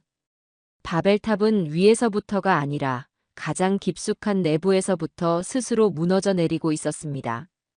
제가 뿌려놓은 불화의 씨앗과 김태혁의 타고난 무능함이 시너지 효과를 일으키자 회사는 본격적으로 침몰하기 시작했습니다. 태혁이는 이사회를 장악하지도 작은 문제를 해결하지도 못한 채 리더십에 심각한 타격을 입었고 회장 대행의 부인이 친인척을 기용해 회사를 사유화하려 한다는 악성 루머까지 증권가에 파다하게 퍼졌습니다. 당연히 모두 제가 익명의 소식통을 통해 흘린 정보들이었죠. 회사의 주가는 연일 폭락했고 신용 등급은 하향 조정되었습니다. 설상가상으로 제가 미리 손을 써둔 주거래 은행에서는 경영 불확실성을 이유로 만기가 돌아온 수천억 원의 대출 연장을 거부하고 즉시 상환을 요구하기에 이르렀습니다. 회사는 그야말로 부도 직전의 위기에 내몰렸습니다. 태혁이는 사색이 되어 사방으로 돈을 구하러 뛰어다녔지만 그에게 선뜻 거액을 빌려줄 사람은 아무도 없었죠. 그가 만나는 모든 사람들이 사실은 제 사람들이었으니까요. 절망의 늪에 빠져 허우적대는 아들 녀석을 보며 저는 드디어 마지막이자 가장 거대한 덫을 놓을 시간이 왔음을 직감했습니다. 저는 최 비서를 통해 싱가포르에 본사를 둔 거대 투자 자문 회사 오리콘 홀드라는 유령 회사를 설립했습니다. 그럴듯한 홈페이지와 화려한 투자 실적 포트폴리오까지 완벽하게 꾸며냈죠. 그리고는 월스트리트 출신의 아주 유창한 영어와 신뢰감 가는 외모를 가진 백인 배우를 고용해 오리콘 홀드의 아시아 지부 대표 제임스 박이라는 역할을 맡겼습니다. 제임스 박은 아주 자연스럽게 김태혁에게 접근했습니다. 그는 선대 회장님의 갑작스러운 유고에 깊은 애도를 표한다며 하지만 우리는 위기 속에서 기회를 본다. 흔들리는 지금이야말로 과감한 투자를 통해 회사를 한 단계 더 도약시킬 적기라는 감언이설로 태혁이를 현혹했습니다. 그는 무려 1조 원이라는 태혁이가 상상조차 할 수 없는 규모의 긴급 자금을 수혈하겠다는 파격적인 제안을 던졌습니다. 벼랑 끝에 몰려있던 태혁이에게 제임스 박의 제안은 하늘에서 내려온 동아줄처럼 보였을 겁니다. 그는 뛸 듯이 기뻐하며 제안을 덥석 물었죠. 물론 세상에 공짜는 없는 법. 제임스 박은 몇 가지 투자 조건을 내걸었습니다. 저희 오리콘 홀드의 투자 원칙은 확고합니다. 저희는 경영자의 책임의식을 가장 중요하게 생각합니다. 따라서 투자를 집행하기에 앞서 김태혁 직무대행께서 보유하신 회사 지분 전량을 이번 투자 계약에 대한 담보로 제공해 주셔야겠습니다. 이는 이사회에 대한 회장님의 강력한 책임 경영 의지를 보여주는 상징적인 조치가 될 겁니다. 사실상 회사를 통째로 담보로 내놓으라는 독소 조항이었지만 책임 경영 의지라는 그럴듯한 포장지에 속아 넘어간 태혁이는 별다른 의심 없이 고개를 끄덕였습니다. 그의 머릿속은 이미 1조 원이라는 돈으로 무엇을 할지에 대한 망상으로 가득 차 있었으니까요. 그리고 또 한 가지. 이번 투자는 규모가 워낙 큰 만큼 모든 주주들 앞에서 투명하게 승인받는 절차를 거치고 싶습니다. 긴급 주주총회를 소집해서 모든 주주들이 보는 앞에서 이 역사적인 계약을 체결하는 모습을 보여주시는 게 어떻겠습니까? 회장님의 리더십을 대내외에 확실히 각인시킬 좋은 기회가 될 겁니다. 이것이야말로 제가 진짜로 원했던 것이었습니다. 저의 화려한 복귀와 아들 내외의 공개 처형을 위한 완벽한 무대. 태혁이는 이 제안 역시 자신의 무너진 위신을 단번에 회복할 절호의 기회라고 착각하고 기꺼이 받아들였습니다. 그는 당장 이사회를 소집해 긴급 주주총회 개최를 공표했습니다. 일부 원로 이사들이 해외 자본의 정체도 불분명한데 너무 성급한 결정 아니냐며 반대하는 척 연기를 했지만 역시 제 사람들인 대다수의 이사들은 회사를 살릴 유일한 방법이라며 태혁이에게 힘을 실어주었죠. 며칠 후 태혁이와 제임스 박은 투자에 대한 최종 합의서에 서명했습니다. 구미연은 옆에서 세상을 다 가진 듯한 미소를 지으며 남편의 팔짱을 끼고 있었죠. 태혁이는 마치 나라라도 구한 영웅이 된 양 의기양양하게 기자들 앞에서 포즈를 취했습니다. 이번 오리콘 홀드와의 파트너십은 우리 회사가 글로벌 기업으로 거듭나는 위대한 첫걸음이 될 것입니다. 저는 돌아가신 아버님의 유지를 받들어 회사를 반석 위에 올려놓을 것을 약속드립니다. 저는 안전가옥에서 그 뻔뻔스러운 인터뷰를 지켜보며 코웃음을 쳤습니다. 아버님의 유지라니. 저놈의 입에서 나올 소리는 아니었죠. 긴급 주주총회 날짜는 일주일 뒤로 잡혔습니다. 장소는 수천 명을 수용할 수 있는 시내의 가장 큰 컨벤션 센터. 모든 언론과 주주들의 관심이 그날을 향해 집중되었습니다. 태혁이와 구미연은 인생 최고의 날을 맞이할 준비를 하며 하루하루를 축제처럼 보냈습니다. 그들은 자신들이 덫의 한가운데로 스스로 걸어 들어가고 있다는 사실을 꿈에도 모른 채 말입니다. 저는 최 비서와 함께 마지막 계획을 점검했습니다. 모든 증거 자료와 영상 파일, 그리고 저의 극적인 등장을 위한 모든 시나리오가 완벽하게 준비되었습니다. 최 비서, 그동안 고생 많았네. 아닙니다, 회장님. 이제 곧 모든 것이 제자리로 돌아갈 겁니다. 그래, 제자리로 돌아가야지. 감히 제 주인을 물어뜯으려 한 미친 개들에게는 그에 걸맞은 자리를 찾아줘야 하지 않겠나. 저는 창밖의 도시 야경을 내려다보며 나지막이 은조렸습니다. 짙은 어둠이 깔린 도시의 불빛들이 마치 제 마지막 결전을 응원하는 수만 관중의 함성처럼 느껴졌어요. 심판의 날이 아주 천천히 다가오고 있었습니다. 심판의 날, 긴급 주주총회가 열리는 날의 아침이 밝았습니다. 저는 몇 달 만에 처음으로 제 이름이 새겨진 맞춤 양복을 꺼내 입었습니다. 10여 년 전 회사를 코스피에 처음 상장시키던 역사적인 날에 입었던 제게는 갑옷과도 같은 의미가 있는 옷이었죠. 거울 앞에 선 제 모습은 몇 달 전 제주도의 필드 위에 서 있던 모습과는 사뭇 달랐습니다. 깊어진 눈가의 주름과 희끗해진 머리카락은 어쩔 수 없었지만 제 눈빛은 그 어느 때보다도 차갑고 예리하게 빛나고 있었습니다. 그것은 모든 것을 잃었던 자가 다시 모든 것을 되찾기 위해 나서는 결연한 의지의 빛이었습니다. 최 비서가 마지막 브리핑을 했습니다. 컨벤션 센터 내외부의 모든 상황은 저희가 완벽하게 통제하고 있었습니다. 행사장 곳곳에는 저희 사람들이 배치되어 있었고 모든 CCTV 영상은 제 대기실의 모니터로 실시간 전송되고 있었죠.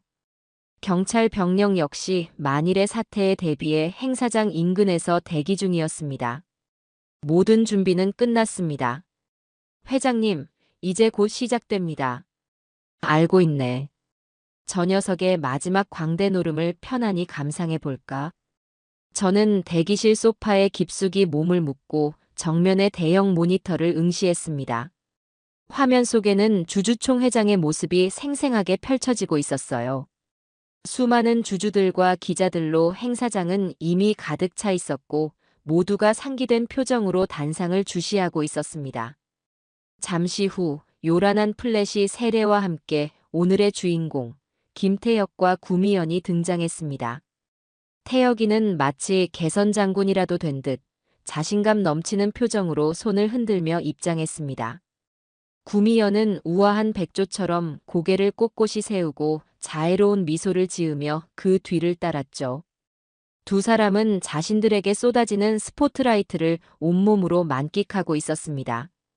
제 아들 내외는 그 순간 세상의 정점에 서 있다고 믿어 의심치 않았을 겁니다. 곧이어 단상에 오른 태혁이가 마이크 앞에 섰습니다.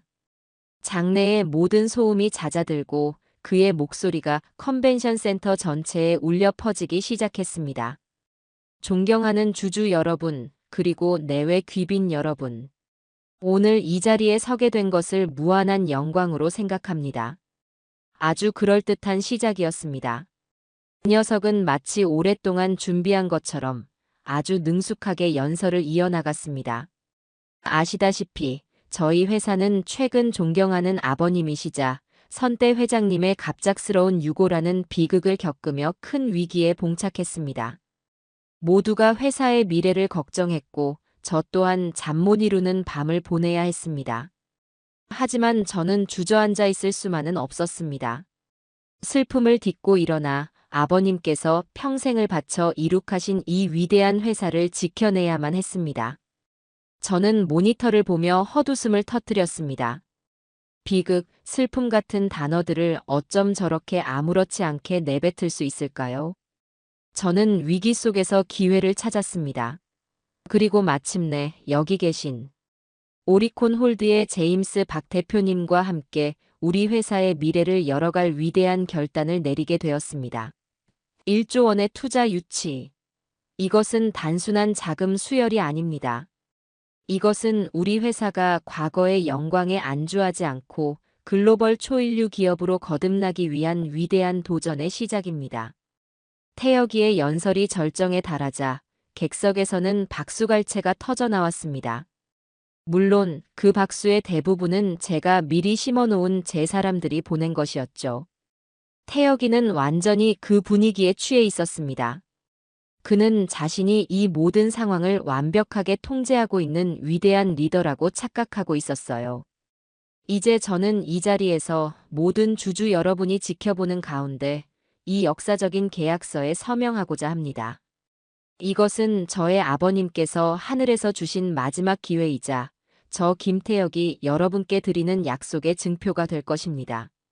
연설을 마친 태혁이가 계약서가 놓인 테이블로 향했습니다. 제임스 박 역할을 맡은 배우가 그에게 만년필을 건넸고 모든 카메라의 플래시가 일제히 터졌습니다. 태혁이가 만년필 뚜껑을 열고 계약서 위로 펜촉을 가져가는 바로 그 순간. 저는 대기실에서 일어나 최 비서에게 고갯짓을 했습니다. 때가 되었습니다. 최 비서가 대기실 문을 열자 육중한 컨벤션 센터의 정문이 거대한 소리를 내며 활짝 열렸습니다. 갑작스러운 소란에 모든 사람들의 시선이 문 쪽으로 향했죠. 눈부신 역광 속으로 한 남자의 실루엣이 나타났습니다. 처음에는 웅성거리던 사람들의 목소리가 제가 천천히 안으로 걸어 들어오자 순식간에 물을 끼얹은 듯 조용해졌습니다. 정적이었습니다. 수천 명의 사람들이 숨 쉬는 것조차 잊은 듯 유령이라도 본 것 같은 표정으로 저를 바라보았습니다. 저는 그들의 시선을 받으며 아주 천천히 그리고 아주 당당하게 단상을 향해 걸어갔습니다. 제 구둣발 소리만이 거대한 홀 안을 또렷하게 울렸죠. 저는 그 어떤 얼굴도 쳐다보지 않았습니다. 오직 단상 위에 서 있는 두 사람, 제 아들과 며느리의 얼굴만 똑바로 응시했습니다. 그들의 얼굴에 떠오른 표정의 변화는 실로 장관이었습니다. 처음에는 웬 미친놈인가 하는 짜증 섞인 표정, 이내 저를 알아보고는 믿을 수 없다는 듯 눈을 비비는 경악의 표정, 그리고 마침내 이 모든 것이 현실임을 깨달았을 때 그들의 얼굴은 순식간에 모든 핏기가 가시며 새하얀 석고상처럼 굳어버렸습니다. 특히 구미연은 금방이라도 비명을 지르며 쓰러질 것처럼 입을 벌린 채 부들부들 떨고 있었어요. 마침내 제가 단상 아래에 도착했습니다. 멍하니 서 있던 사회자가 저를 보고는 기겁하며 뒷걸음질 쳤죠. 저는 계단을 천천히 올라 넋이 나간 채 펜을 든 손 그대로 굳어버린 아들, 김태혁의 앞에 섰습니다. 그 녀석의 눈동자가 지진이라도 난 것처럼 격렬하게 흔들리고 있었습니다. 저는 녀석의 손에서 만년필을 빼앗아 테이블 위에 내려놓았습니다. 그리고는 사회자의 마이크를 빼앗아 들었죠. 장내의 모든 사람들이 저의 입을 주시했습니다. 제가 무슨 말을 할까? 이 비현실적인 상황을 어떻게 설명할까? 모두가 숨을 멈췄습니다. 저는 제 아들의 눈을, 저를 배신하고 죽음의 문턱까지 밀어넣었던 그 녀석의 눈을 똑바로 들여다보며 제 복수극의 산막을 여는 첫 대사를 아주 나지막하고 차갑게 내뱉었습니다. 오랜만이다, 아들아. 제 나지막한 목소리가 거대한 컨벤션 센터의 스피커를 통해 울려 퍼지는 순간 시간은 그대로 멈춘 듯 했습니다. 모든 소음, 모든 움직임, 모든 숨소리마저 얼어붙었습니다. 수천 개의 눈동자가 일제히 저와 제 앞에 선 아들 녀석에게로 향했습니다. 이 녀석은 손에 든 만년필을 그대로 허공에 쥔 채 마치 메두사의 눈이라도 본 것처럼 온몸이 회색으로 굳어 있었죠. 이 녀석의 동공은 지진이라도 난 것처럼 격렬하게, 아주 처절하게 흔들리고 있었습니다. 아버지, 말도 안 돼. 당신 귀신인가? 김태혁이 간신히 쥐어짜낸 목소리는 마이크를 통해 장내에 기괴하게 울려 퍼졌습니다. 그 목소리를 신호탄으로 멈춰있던 세상이 미친 듯이 다시 돌아가기 시작했습니다. 세상에, 김금동 회장이다. 살아있었어. 이게 어떻게 된 일이야? 특종이다, 특종. 기자석에서 가장 먼저 폭발적인 반응이 터져 나왔습니다. 수백 개의 카메라 플래시가 일제히 저를 향해 터지며 눈앞을 하얗게 만들었고 기자들은 무대 앞으로 미친 듯이 몰려들기 시작했죠. 주주들은 경악과 혼란 속에서 자리에서 일어나 웅성거렸습니다. 이 비현실적인 상황을 그 누구도 제대로 받아들이지 못하고 있었어요. 단상 위의 구미연은 이미 이성을 잃은 듯 보였습니다. 그녀는 비명조차 지르지 못하고 하이힐을 신은 채 비틀거리며 무대 뒤로 도망치려 했습니다. 하지만 그녀의 퇴로는 이미 최 비서가 보낸 건장한 남자 2명에 의해 완벽하게 차단되어 있었죠. 절망적인 표정으로 다시 무대 중앙을 돌아보는 그녀의 눈과 제 눈이 허공에서 마주쳤습니다. 그녀의 눈동자 속에는 순도 100%의 그 어떤 불순물도 섞이지 않은 순수한 공포가 담겨 있었습니다. 저는 그 아수라장의 한가운데에서 폭풍의 눈처럼 고요하고 차분하게 서 있었습니다. 그리고는 굳어버린 아들의 손에서 만년필을 빼앗아 테이블 위에 내려놓았죠. 탕 하고 가볍게 부딪히는 소리가 이 모든 소란을 잠재울 신호탄인 것처럼 느껴졌습니다. 저는 다시 마이크를 잡고 제왕의 목소리로 장내를 향해 외쳤습니다. 모두 조용히 하시오.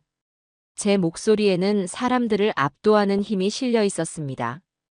거짓말처럼 그 소란스럽던 장내가 다시 한번 완벽한 정적에 휩싸였죠. 저는 그제야 만족스러운 표정으로 입을 열었습니다. 여러분 많이 놀라셨을 겁니다. 죽은 줄 알았던 제가 왜 이 자리에 멀쩡히 살아 돌아왔는지, 그리고 왜 하필 오늘, 지금 이 순간에 나타났는지 많이들 궁금하실 겁니다. 지금부터 그 모든 것에 대한 답을 보여드리겠습니다. 저는 최 비서를 향해 고갯짓을 최 비서는 제 신호를 받아 노트북의 엔터키를 눌렀죠.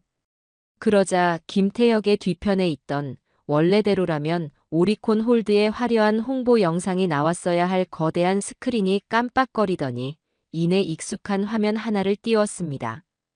바로 제 장례식장의 모습이었습니다.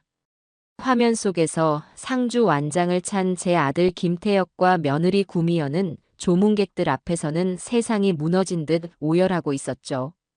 하지만 조문객들이 모두 돌아간 늦은 밤, 2사람만이 남자 그들의 표정은 180도 바뀌었습니다. 화면 속 구미연이 주변을 살피더니 태혁에게 말합니다. 이제 그만 일어나. 보는 사람도 없는데 뭐 하는 거야? 2사람은 서로를 마주보며 의미심장한 미소를 짓고는 아무런 미련 없이 텅 빈 장례식장을 빠져나갔습니다. 그리고 화면은 전환되어 그날 밤 저택의 거실을 비추었습니다. 화면 속의 2사람은 최고급 샴페인을 터뜨리며 서로를 끌어안고 환호하고 있었죠. 드디어 우리가 해냈어. 이제 이 모든 게 다 우리 거야. 그 영감탱이 아주 깨끗하게 치워버렸지. 우리의 완벽한 승리야. 그들의 광기 어린 웃음소리가 스피커를 통해 장내에 울려 퍼졌습니다. 주주들과 기자들은 처음에는 어리둥불절한 표정으로 화면을 보다가 이내 경악과 혐오로 얼굴을 굳혔습니다. 아비의 장례식 날 밤에 벌인 아들 내외의 축하 파티. 그 어떤 막장 드라마보다도 더 충격적인 장면에 장내는 다시 한번 술렁이기 시작했습니다. 저것이 제 아들과 며느리가 제 무덤에 흙이 마르기도 전에 보인 진정한 애도의 방식이었습니다. 제가 나지막이 내레이션을 덧붙이자 태혁이는 아니야. 저건 거짓말이야. 조작된 거라고. 라며 미친 사람처럼 소리쳤습니다. 하지만 그의 발악은 이어질 다음 증거 앞에서 처참하게 묻혀버리고 말았죠. 여러분, 제 며느리는 참으로 상냥하고 정이 많은 아이였습니다. 적어도 제 앞에서는 그랬죠. 그 아이가 제 뒤에서는 어떤 생각을 하고 있었는지 다 함께 들어보시겠습니다. 최 비서는 스크린에 영상을 끄고 음성 파일 하나를 재생했습니다. 지지직거리는 잡음과 함께 구미연의 목소리가 악마의 속삭임처럼 컨벤션 센터 전체에 울려 퍼졌습니다. 걱정 마, 자기야. 이번 주말이면 다 끝나. 그 영감탱이 제주도에서 아주 경치 좋은 곳으로 영원히 보내드릴 거니까. 내가 사람 써서 골프카트 브레이크 손봐두라고 다 얘기해뒀어. 내리막길에서 휙 떨어지면 그냥 운전 미숙으로 인한 사고사야. 누구도 의심 못해. 보험금 500억 딱 들어오면. 거기까지 재생되었을 때 구미연은 마침내 무너져 내렸습니다. 아, 아니야. 저거 내 목소리 아니야. 거짓말이야. 전부 다 거짓말이라고. 그녀는 귀를 막고 비명을 지르며 바닥에 주저앉아 발버둥 쳤습니다. 하지만 이미 늦었습니다. 그녀의 목소리는 그녀가 직접 내뱉은 그 잔혹한 단어들은 이미 수천 명의 뇌리에 똑똑히 박혀버렸으니까요. 장내는 이제 경악을 넘어선 분노로 들끓기 시작했습니다. 객석 여기저기서 인간도 아니다. 저런 악마 같은 것들. 하는 고성이 터져나왔죠. 저는 바닥에 쓰러진 구미연을 벌레 보듯 한번 쳐다보고는 다시 스크린을 가리켰습니다. 이제 마지막 확인 사살의 시간이었습니다. 저들이 왜 그토록 제 사고를 위장해야만 했을까요? 그 이유는 바로 여기에 있습니다. 스크린에는 총 500억 원에 달하는 제 사망 보험 증권들과 100억 원이 넘는 김태혁의 노름 빚 증명 서류, 그리고 사채업자들의 빚 독촉장이 차례대로 나타났습니다. 모든 퍼즐 조각이 완벽하게 맞춰지는 순간이었죠. 저들에게 저는 더 이상 아버지가 아니었습니다. 자신들의 탐욕을 채우기 위해 반드시 치워야 할 걸림돌이었고 거액의 보험금을 인출할 수 있는 현금 자동인 출기였을 뿐입니다. 그래서 저들은 아비를, 남편의 아버지를 그 차가운 바닷속으로 밀어넣으려 했던 겁니다. 제 말이 끝나기가 무섭게 저는 뒤를 향해 손짓으로 신호를 보냈습니다. 그러자 조금 전 제가 들어왔던 컨벤션 센터의 육중한 정문이 다시 한번 아주 천천히 열렸습니다. 이번에 들어선 것은 제가 아니었습니다. 정복을 입은 경찰들과 그들을 지휘하는 형사들이었죠. 그들은 조금의 망설임도 없이 수천 명의 군중이 갈라놓은 길을 따라 성큼성큼 단상을 향해 걸어왔습니다. 그들을 본 김태혁의 얼굴에서 마지막 남았던 한 줌의 희망마저 완전히 사라졌습니다. 그는 모든 것을 포기한 사람처럼 그 자리에 털썩 주저앉았습니다. 이제 더 이상 도망칠 곳도 변명할 여지도 없다는 것을 깨달은 것이죠. 형사들이 단상 위로 올라와 망연자실한 표정의 김태혁과 바닥에서 실성한 듯 울부짖는 구미연의 앞에 섰습니다.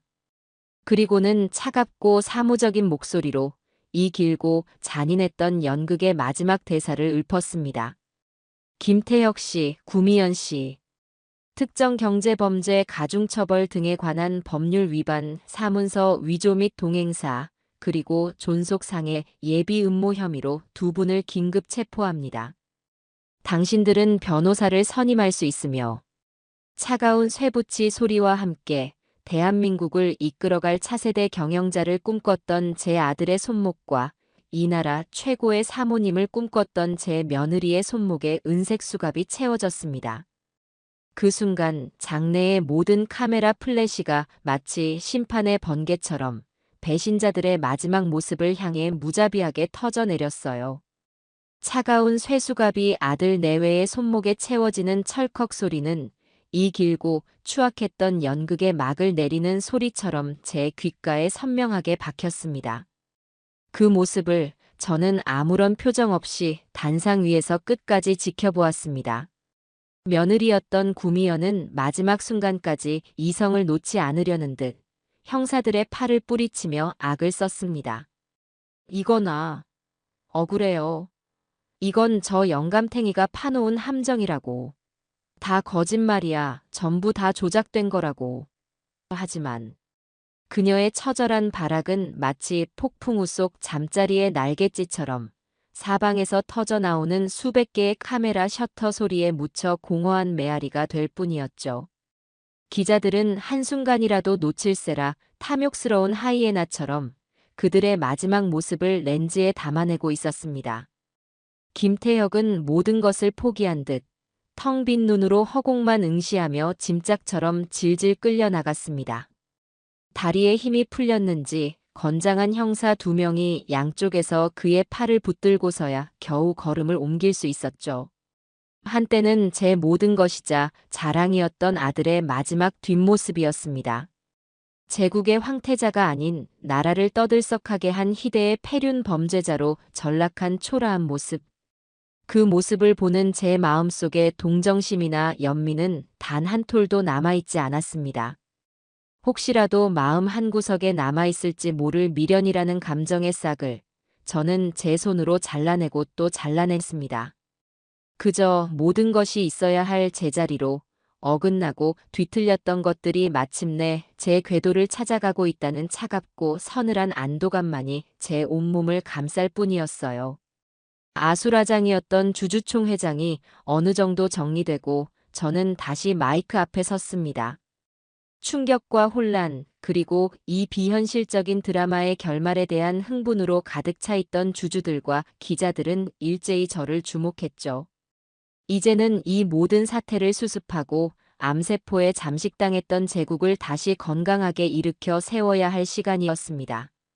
주주 여러분, 그리고 이 모든 상황을 지켜보고 계신 국민 여러분. 먼저 저희 집안의 더럽고 추악한 불미스러운 일로 인해 여러분께 큰 심려를 끼쳐드린 점, 이 자리를 빌려 깊이 머리 숙여 사죄드립니다. 저는 단상 위에서 90도로 허리를 깊이 숙였습니다. 평생을 제왕처럼, 아니 신처럼 군림하며 누구에게도 고개 숙이지 않고 살아온 저였습니다. 그런 제가 수천 명의 대중 앞에서 제 모든 자존심을 내려놓고 머리를 조아리는 순간이었습니다. 이것은 단순한 사과가 아니었습니다. 자식을 제대로 가르치지 못한 아비의 통렬한 자기 반성이자 회사의 총수로서 모든 책임을 지겠다는 무언의 약속이었습니다. 잠시 후 허리를 편 저는 이전보다 훨씬 더 단단하고 결연한 목소리로 말을 이어갔습니다. 하지만 사죄가 모든 것의 끝은 아닐 겁니다. 저는 오늘 이 자리에서 모든 것을 제자리로 돌려놓고자 합니다.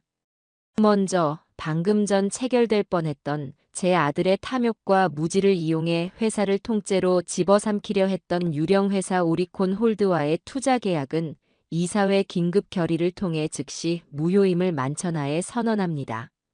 제 선언의 장내에서는 그날 중 가장 크고 뜨거운 박수가 우레와 같이 터져나왔습니다. 정체불명의 해외 자본의 회사가 통째로 넘어갈 뻔한 위기에서 벗어났다는 안도감과 모든 것을 바로잡는 제 결단에 대한 지지의 표현이었죠. 그리고 이 모든 사태를 곁에서 지켜보면서도 자신의 안위만을 위해 침묵으로 동조하거나 심지어 그들의 범죄에 적극적으로 가담했던 부패한 임원들 또한 그에 합당한 책임을 져야 할 것입니다. 저는 지금 즉시 본사로 돌아가 긴급 이사회를 소집하여 옥석을 가리는 작업을 시작하겠습니다. 썩은 뿌리는 모조리 도려내고 새로운 줄기를 틔워 회사를 다시 건강한 반석 위에 올려놓겠습니다. 지켜봐 주십시오. 제 말은 단순한 선언으로 끝나지 않았습니다. 주주총회가 끝나자마자 저는 곧바로 본사 최상층에 위치한 대회의실에서 긴급 이사회를 소집했습니다. 길고 육중한 마호가니 테이블을 사이에 두고 마주 앉은 이사들의 얼굴에는 긴장과 불안, 그리고 일말의 기대감이 뒤섞여 복잡한 그림자를 만들어내고 있었죠.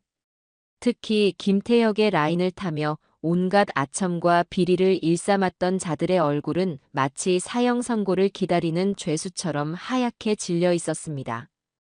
저는 회장석에 앉아 그들 한 명 한 명의 얼굴을 독수리처럼 날카로운 눈으로 천천히 훑어보며 입을 열었습니다. 박상무. 자네는 내 아들이 추진했던 송도 바이오 단지 프로젝트의 사업성이 얼마나 터무니없는 것인지 재무 전문가로서 누구보다 잘 알고 있었을 텐데. 그럼에도 불구하고 그가 법인 자금을 손쉽게 유용할 수 있도록 수치를 조작한 허위 보고서를 작성해 이사회를 기만했지. 아닌가? 회장님, 그건 오해십니다. 저는 그저 상무님의 경영 방침을 따랐을 뿐. 닥치게. 어디서 그런 가증스러운 변명을 하는가. 여기 자네가 직접 결제한 원본 서류와 자네가 브로커를 만나 프로젝트를 대가로 거액의 뒷돈을 챙긴 사실이 담긴 녹취록이 있네. 자네의 목소리를 직접 한번 들어보겠나? 제가 묵직한 증거 서류 뭉치를 테이블 위로 던지자 박 상무의 얼굴에서 마지막 핏기마저 사라졌습니다. 그는 덜덜 떨리는 손으로 서류를 집어들려다 이내 포기하고 고개를 떨궜죠. 당신은 오늘부로 해임이야. 이사회에서 당신의 해임안을 즉시 가결하겠네. 그리고 배임 및 횡령 혐의로 검찰에 고발 조치할 걸세. 당신이 평생을 바쳐 이룬 모든 것을 한순간에 잃는 기분이 어떤지 뼈저리게 느껴보도록 하게. 당장 내 눈앞에서 사라지게. 박 상무가 경비원들에게 죄인처럼 끌려나가자 다음 타겟이 된 이 부사장은 제 발로 의자에서 내려와 무릎을 꿇고 빌기 시작했습니다. 회장님, 죽을 죄를 졌습니다. 저는 정말 김태혁 상무가 무서워서 어쩔 수 없이. 그가 회장님의 아들이 아니었습니까? 그의 지시를 거역할 수가 없었습니다. 제게는 처자식도 있습니다. 제발 한 번만 용서해 주십시오. 용서. 자네는 내 아들의 온갖 비위를 덮어주고 심지어 법인카드로 유흥업소에 드나든 내역까지 출장비로 조작해줬더군. 자네 처자식은 소중하고 자네가 망가뜨린 회사와 그 회사의 목숨을 건 수만 명의 직원들과 그 가족들은 안중에도 없었나? 우리 회사에는 자네처럼 줏대 없는 기회주의자가 설 자리는 없네. 자네 역시 마찬가지일세. 당장 짐 싸서 나가. 그런 식으로 저는 1시간이라는 짧은 시간 동안 썩어빠진 임원 10여 명을 모조리 제 손으로 잘라냈습니다. 그들은 제국의 충신이 아니라 제 아들이라는 암세포에 달라붙어 단물을 빨아먹으며 제 몸을 멍들게 하던 기생충에 불과했죠. 대대적인 숙청이 끝나자 텅 비다시피 한 회의실에는 침묵과 함께 묘한 해방감마저 감돌았습니다. 저는 묵묵히 제 곁을 지켜준 최 비서와 배신하지 않고 끝까지 자리를 지킨 몇몇 원로 이사들을 바라보았습니다. 이제 대청소는 끝났습니다. 새로운 집을, 더 단단하고 깨끗한 집을 지을 시간입니다. 저는 그 자리에서 지난 수십 년간 제 그림자처럼, 때로는 제 손발처럼, 그리고 이번에는 제 목숨을 구한 방패처럼 묵묵히 헌신해 온 최 비서를 그룹의 새로운 컨트롤 타워가 될 신임 사장으로 공식 임명했습니다. 회장 직속 비서실장에서 그룹의 2인자인 사장으로. 그야말로 파격적인 인사에 모두가 놀랐지만 그 누구도 이의를 제기하지 않았습니다. 최 비서의 충성심과 능력을, 그리고 그의 헌신을 모두가 알고 있었기 때문이죠. 최 사장. 앞으로 나와 함께 이 무너진 회사를 다시 일으켜 세워주게. 자네라면 그 누구보다 잘 해낼 거라 믿네. 회장님, 이 은혜는 평생 잊지 않겠습니다.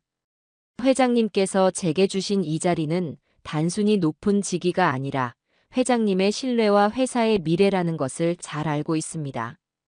제 목숨을 바쳐 회장님을 보필하고 회사를 위해 헌신하겠습니다. 최 비서는 눈시울을 붉히며 제 앞에서 깊이 고개를 숙였습니다. 저 또한 그의 손을 굳게 잡으며 뜨거운 동지애를 느꼈습니다. 피를 나눈 혈육에게는 심장을 도려내는 듯한 배신을 당했지만 피 한 방울 섞이지 않은 이들에게서는 그보다 더 진하고 끈끈한 신뢰와 의리를 확인한 참으로 아이러니한 순간이었습니다. 며칠 후 저는 수감된 아들 녀석에게 마지막 면회를 갔습니다. 차가운 유리벽을 사이에 두고 마주 앉은 태혁이는 더 이상 제가 알던 모습이 아니었습니다. 수천만 원을 호가하던 명품 옷 대신 푸른 죄수복을 입고 있었고 오만함과 거만함으로 가득 찼던 얼굴은 며칠 만에 수십 년은 늙어버린 듯 절망과 후회로 흉하게 일그러져 있었죠. 아버지, 제가 잘못했어요. 제가 정말 죽을 죄를 졌습니다. 다 그 여자 때문이에요. 구미연 그 여자가 매일같이 저를 꼬드겨서. 저는 정말 아버지를 해칠 생각까진 없었어요. 그 여자가 시키는 대로 했을 뿐이에요. 제발 저 좀 꺼내주세요. 어머니가 살아계셨다면 이러지 않으셨을 거잖아요. 제발 한 번만 용서해 주세요. 네. 아버지. 그 녀석은 어린애처럼 유리벽을 두드리며 눈물 콧물을 쏟아내며 빌었습니다. 마지막 순간까지 모든 것을 남의 탓으로 돌리는 그 추한 모습에 저는 남아있던 마지막 연민마저 거두어들였습니다. 제 마음은 이제 그 어떤 바람에도 흔들리지 않는 잔잔한 호수와 같았죠. 저는 조용히 수화기를 들고 제 아들이었던 저 괴물에게 마지막 말을 건넸습니다. 나는 너를 용서하고 말고 할 자격이 없다. 네. 아버지, 그게 무슨 말씀이세요? 왜냐하면 내 아들은 이미 죽었기 때문이다. 내가 사랑하고 기억하는 내 아들 김태혁은 자신의 욕망을 위해 아비의 등에 칼을 꽂는 그런 짐승이 아니었다. 그는 이미 몇 달 전 아름다운 제주도의 푸른 절벽 아래서 죽었다. 그리고 너는 내 아들의 껍데기를 쓴 무언가일 뿐 내 아들을 사라지게 만든 장본인이야. 제 말에 태혁이의 울음 섞인 표정이 그대로 굳어졌습니다. 기억하거라. 너는 이제 내 아들이 아니다. 이 김금동의 역사에서 그리고 이 나라의 법 앞에서 너라는 존재는 오늘 이 순간부로 영원히 삭제될 것이다. 김씨 가문의 족보에서 너의 이름은 판해질 것이고 너는 그저 세상에 존재하는 수많은 죄수 중 한 명으로 잊힐 뿐이다. 다시는 두 번 다시는 나를 아버지라 부르지 마라. 이것이 너와 나의 마지막 만남이다. 저는 수화기를 내려놓고 자리에서 일어났습니다. 뒤에서 아버지, 잘못했어요. 아버지, 라며 저를 부르며 절규하는 녀석의 목소리가 들려왔지만 저는 단 한 번도 뒤를 돌아보지 않았습니다. 교도소의 두꺼운 철문을 나서는 순간 저는 제 어깨를 수십 년간 짓누르던 무거운 멍에 하나를 벗어던진 듯한 기묘한 해방감을 느꼈습니다. 그렇게 저는 제 손으로 직접 제 아들과의 인연을, 그 지긋지긋했던 악연을 완전히 끊어냈습니다. 그날 이후 제 인생의 후반전이 시작되었어요.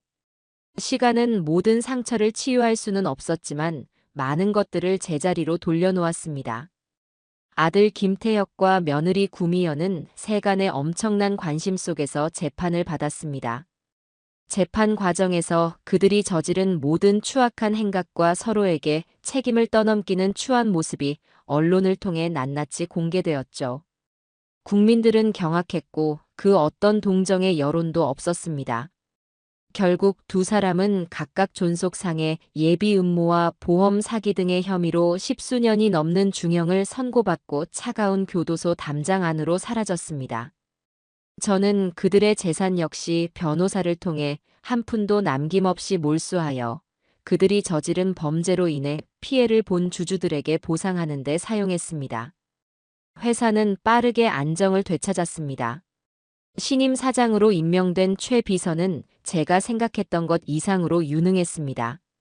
그는 저의 오랜 경영 철학을 누구보다 잘 이해하고 있었고, 거기에 젊은 감각과 특유의 성실함을 더해 무너졌던 조직을 재정비해 나갔습니다.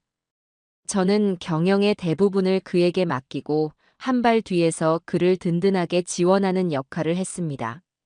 썩은 가지를 쳐내고 새로운 피를 수혈하자 회사는 이전보다 훨씬 더 건강하고 단단한 조직으로 다시 태어났습니다. 주가는 예전의 명성을 되찾았고 실적은 연일 최고치를 경신했죠. 사람들은 저의 귀환과 최 사장의 리더십을 칭송했습니다.